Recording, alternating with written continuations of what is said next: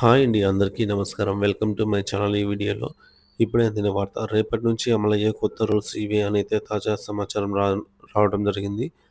పూర్తి వివరాలు వీడియోలో తెలుసుకుందాము. వీడియోనైతే ఎక్కడ గాని స్కిప్ చేయకుండా ఎండ్ వరకు చూసేయండి. అప్పుడే ఇన్ఫర్మేషన్ పూర్తిగా అర్థమవుతుంది. అలాగే వీడియో చూస్తున్న ప్రతి ఒక్కరు వీడియోకైతే లైక్ చేయండి ఫ్రెండ్స్. ఈ వీడియోని తోటి మిత్రులతో అయితే షేర్ చేయండి.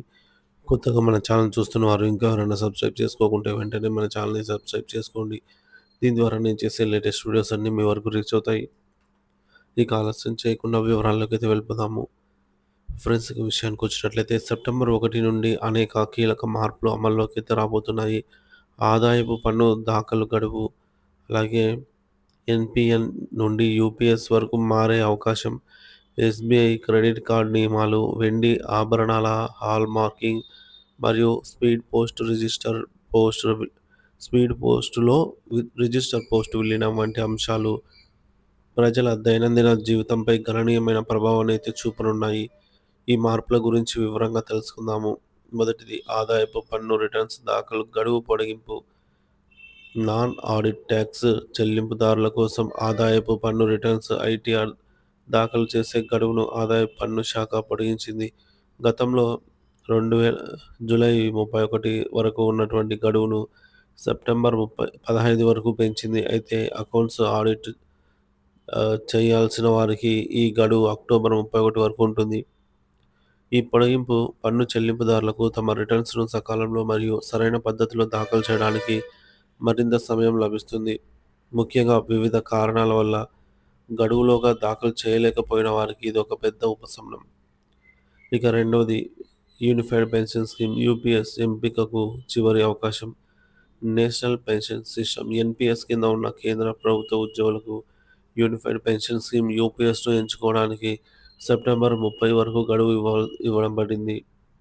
వాస్తవానికి ఈ గడువు జూన్‌లో ముగిసిపోయినప్పటికీ తక్కువ స్పందన కారణంగా పొడిగించబడిందన్నమాట. యూపీఎస్ అనేది ఎన్‌పీఎస్ కింద ఉన్న కేంద్ర ప్రభుత్వ ఉద్యోగుల కోసం ప్రత్యేకంగా ప్రవేశపెట్టిన ఒక పెన్షన్ వ్యవస్థ. ఈ మార్పు ఉద్యోగులు తమ భవిష్యత్తుకు సంబంధించిన మెరుగైన పెన్షన్ ప్రణాళికను ఎంచుకోవడానికి అవకాశం కల్పిస్తుంది. ఈ పథకం గురించి మరింత అవగాహన కల్పించడం ద్వారా ఎక్కువ మంది ఉద్యోగులు దీనిని సద్వినియోగం చేసుకునే అవకాశం ఉంది. మూడోది SBI credit card reward points నియమాలలో మార్పులు. సెప్టెంబర్ 1 నుంచి ఎస్‌బీఐ క్రెడిట్ కార్డ్ రివార్డ్ పాయింట్స్‌కు సంబంధించి కొత్త నియమాలు అమల్లోకైతే వస్తాయి. డిజిటల్ గేమింగ్, ప్రభుత్వ వెబ్‌సైట్‌లు మరియు ఎంపిక చేసిన వ్యాపారులతో చేసే లావాదేవీలపై కార్డు హోల్డర్లు ఇకపై రివార్డ్ పాయింట్లను సంపాదించలేరు. ఈ మార్పు లక్షలాది మంది ఎస్‌బీఐ క్రెడిట్ కార్డ్ వినియోగదారులను ప్రభావితం చేస్తుంది. ముఖ్యంగా ఈ కేటగిరీలో తరచుగా లావాదేవీలు నిర్వహించే వారికి ఇది ఒక ముఖ్యమైన మార్పు. వినియోగదారులు తమ క్రెడిట్ కార్డు వినియోగ విధానాన్ని పునరాలోచించుకోవాల్సి అయితే ఉంటుంది.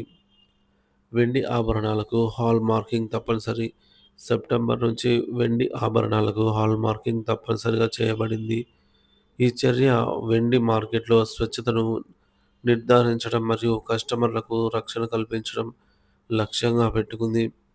హాల్ మార్కింగ్ ద్వారా ఆభరణాల స్వచ్ఛతకు హామీ లభిస్తుంది. దీనివల్ల వినియోగదారులు మోసపోకుండా నివారించవచ్చు. బంగారు ఆభరణాలకు ఉన్నట్లే వెండి ఆభరణాలకు కూడా ఈ ప్రమాణాలు వర్తించడం వినియోగదారుల విశ్వాసాన్ని పెంచుతుంది. ఇక ఐదవది స్పీడ్ పోస్ట్ రిజిస్టర్ పోస్ట్‌లో విలీనం. స్పీడ్ పోస్ట్‌లో రిజిస్టర్ పోస్ట్ విలీనం. సెప్టెంబర్ 1 నుంచి ఇండియాలో పోస్ట్ రిజిస్టర్ సేవలను స్పీడ్ పోస్ట్‌లతో అయితే విలీనం చేస్తుంది. దీని అర్థము ఇకపై అన్ని రిజిస్టర్డ్ ఈమెయిల్స్ స్పీడ్ పోస్ట్‌ల ద్వారా డెలివరీ చేయబడతాయి. దీంతో ప్రత్యేక రిజిస్టర్డ్ పోస్ట్ కేటగిరీ ముగిసిపోతుంది.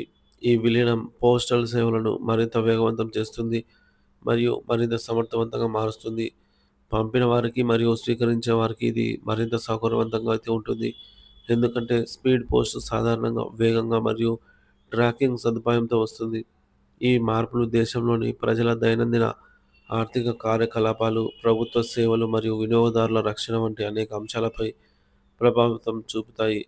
ఈ కొత్త నియమాలు మరియు మార్పుల గురించి తెలుసుకోవటం ద్వారా ప్రజలు తమ ఆర్థిక ప్రణాళికను మరియు లావాదేవీలను సరిగ్గా నిర్వహించుకోగలరు.